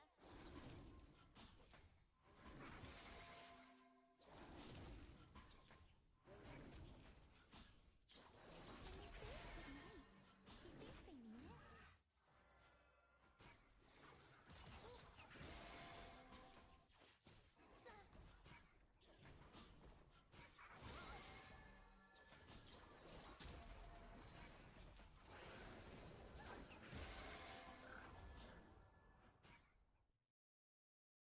How can I tiptoe when I don't have clothes?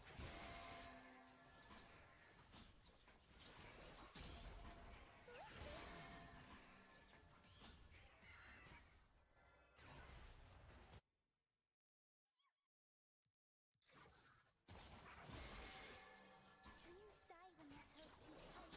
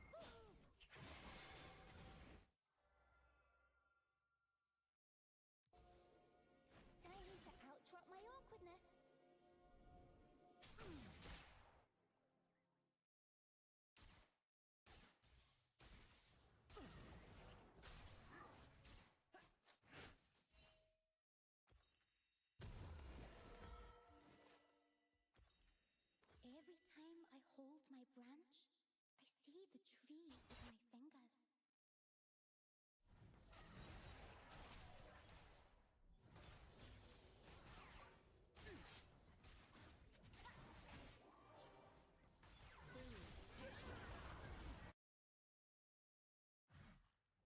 Don't see me, don't see me, don't see me, don't see me.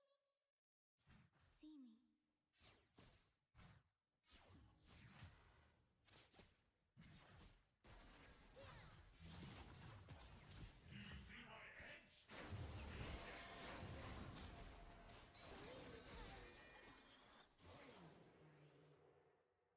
An enemy is unstoppable. You have to close your eyes to open them.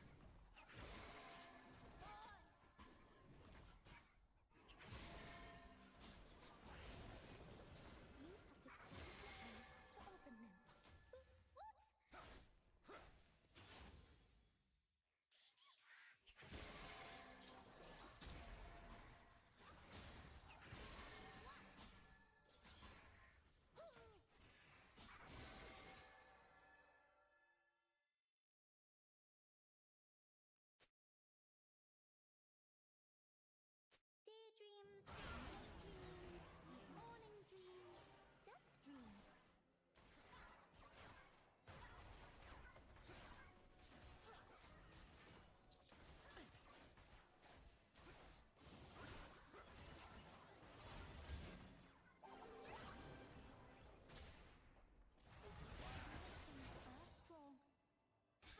Things are strong. That's why I'm whispering.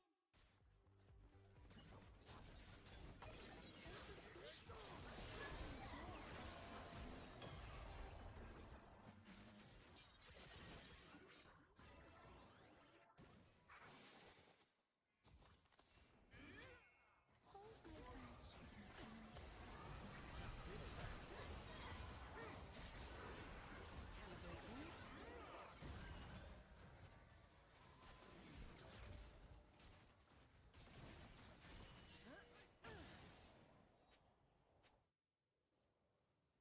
I catch dreams so the humans can chase them.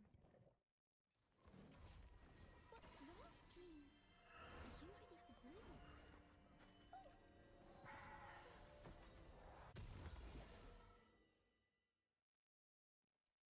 Your team has destroyed a turret.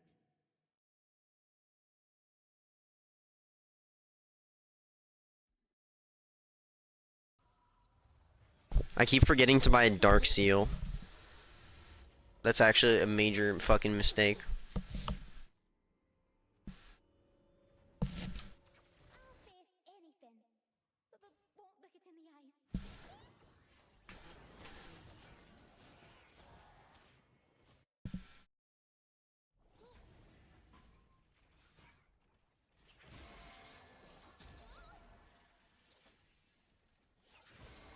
I was circling the whole time. No one told me. I'll stay in the forest.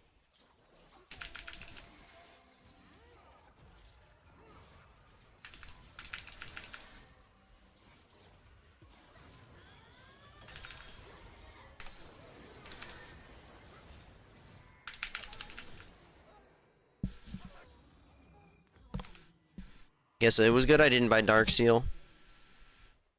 Dying a lot. Yeah. Happens. I'm 0, 2, and 2. I'm up 20 CS.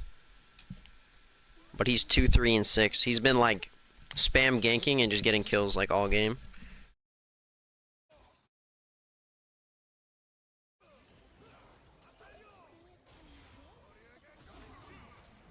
Or is it just me?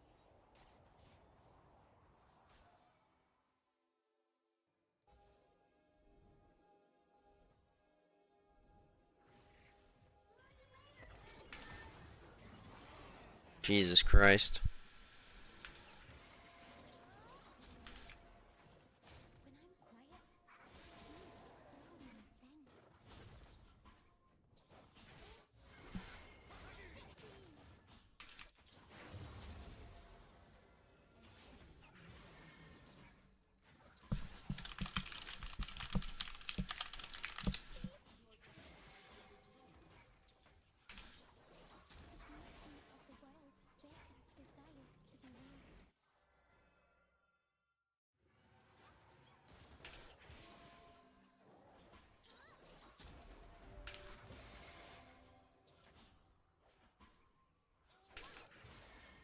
Titanic Leona needs to be fucking banned. Got my awesomeness.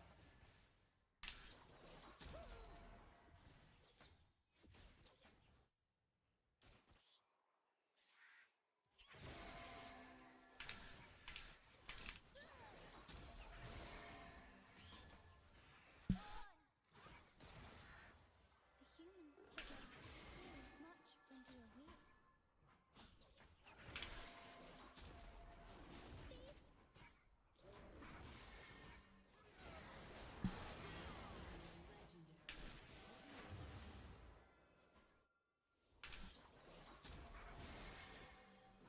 The magic is within you.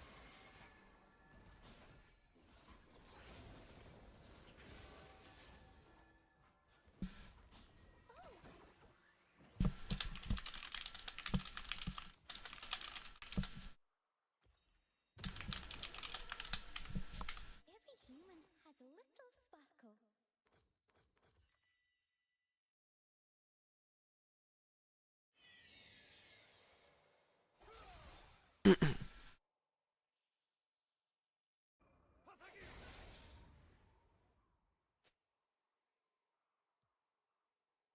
Nothing cries louder than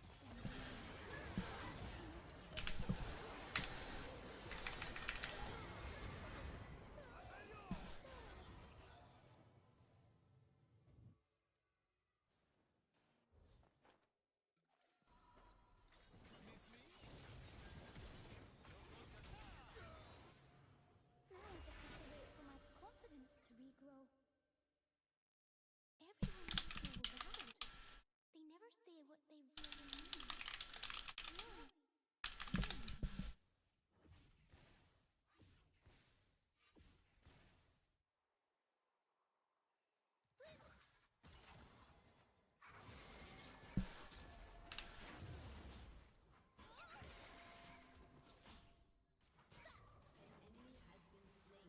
Daydreams, night dreams, morning dreams, dusk dreams.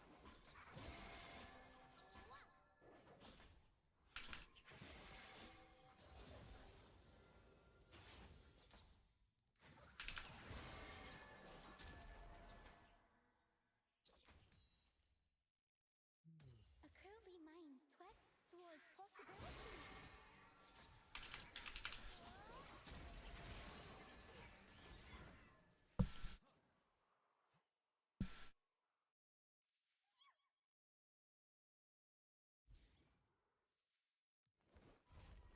What's wrong, dream? Are you ready to bloom? Rise beneath the surface and lie down to sleep.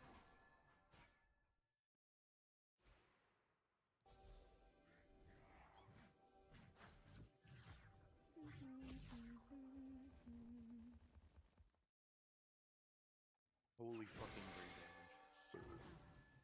Time to be mean, Lilia. Did it work? Time to be mean, Lilia. Did it work? How can I tiptoe, but I don't have toes?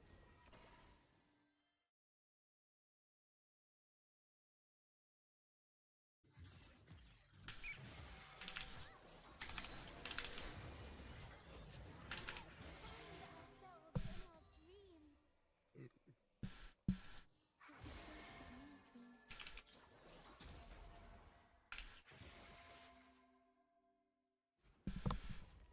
Oh, I feel right.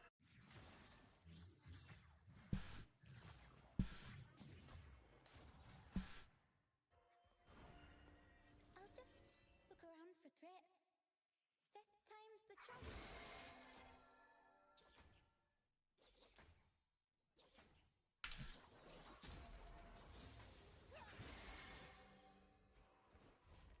What's wrong, dream? Are you ready to Yo, what's up? Yo, this is like duo. Just got here. Well, best of luck.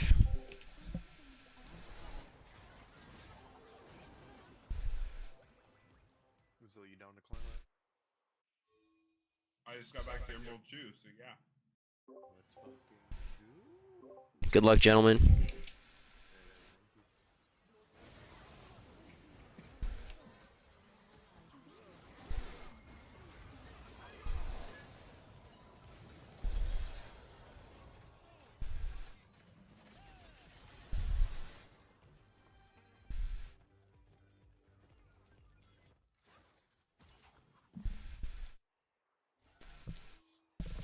Branch with me, dream.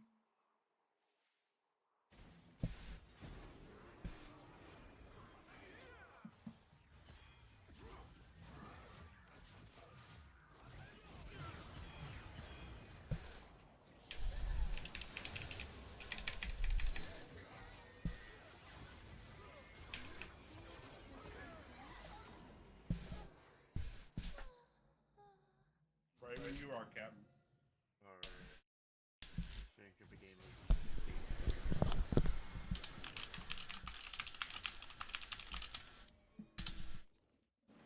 So I finished Attack on Titan today.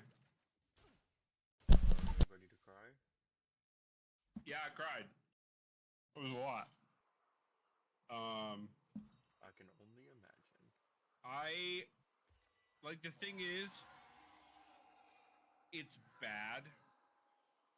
Like, it's good. It's fine. It's good. But, like, there are some elements of it that are pretty bad and pretty glaring. But, man, when that fucking Barricades theme picks up at the end, they're like, Scouts never know when to quit. It doesn't fucking matter. You cry anyway. Oh my god.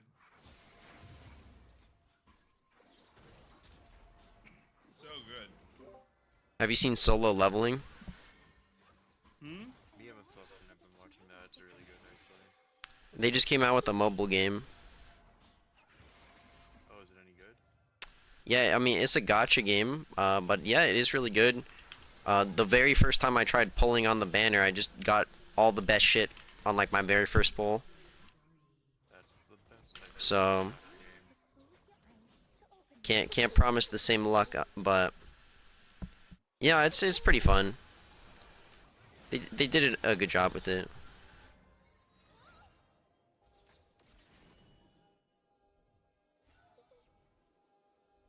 It's chill, like, it plays itself.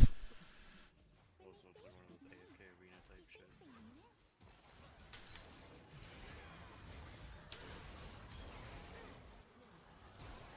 Oh my god, I'm just dead. Man. Playing so bad this game. And playing a Mumu and a Briar. It's like crap.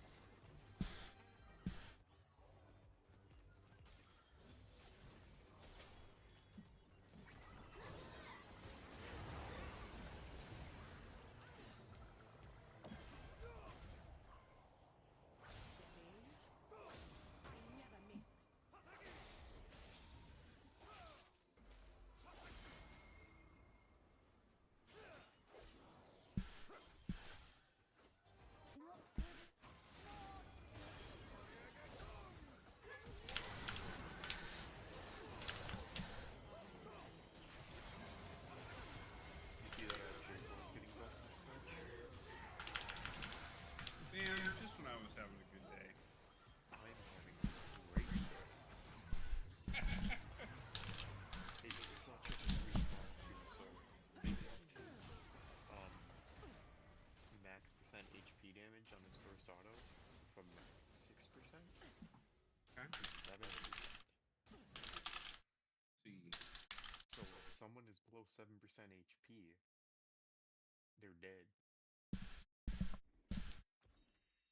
Assassin J4 is so fucking back. Let's go. No, I'm just kidding, dude. That's such a nothing buff. It's literally just, hey, MSI is right around the corner. It's time to play J4. Hear that, minor region junglers? It's time for you to win games. Crazy.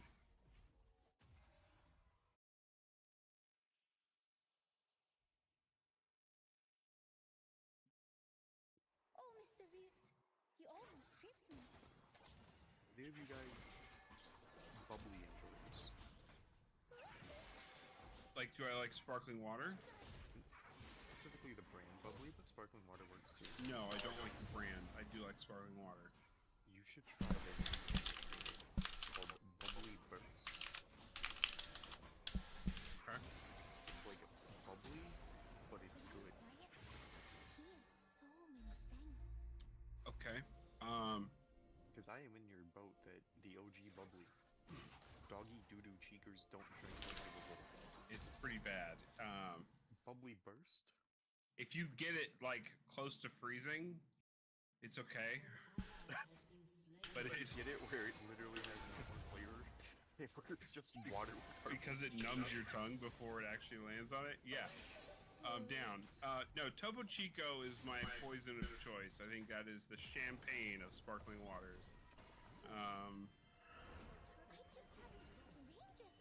I am pretty over most flavored waters, unless like there are some LaCroix I like I like the key lime LaCroix and the tangerine. LaCroix that actually have flavor. Well, there's a lime. It has a flavor. It's just very. No, that's what I'm saying. It's one of You the know, LaCroix that actually have flavor. It's very much someone yelling lime in your ear while you're drinking fizzy, right? Like and. Isn't that?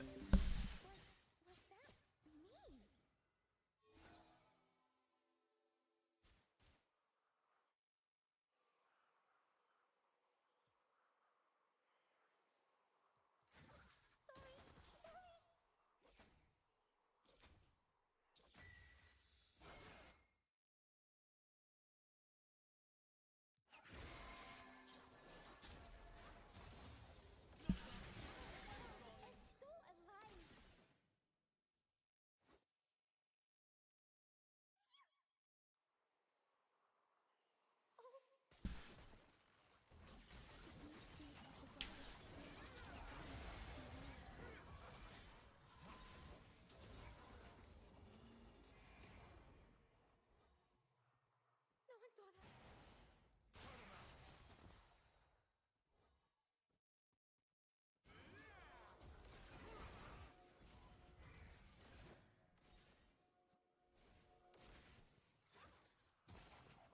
What lies beneath the surface?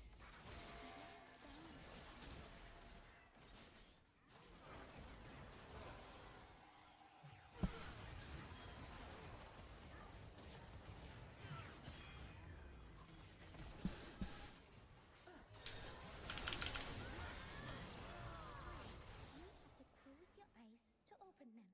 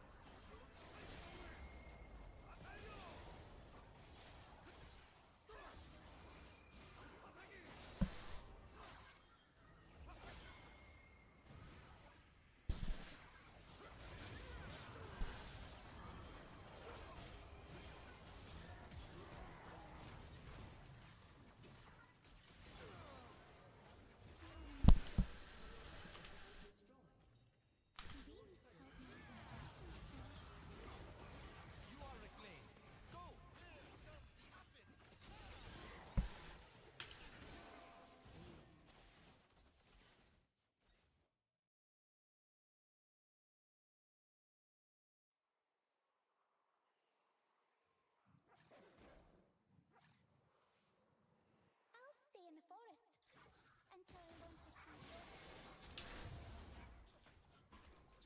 It's so beautiful when it's real.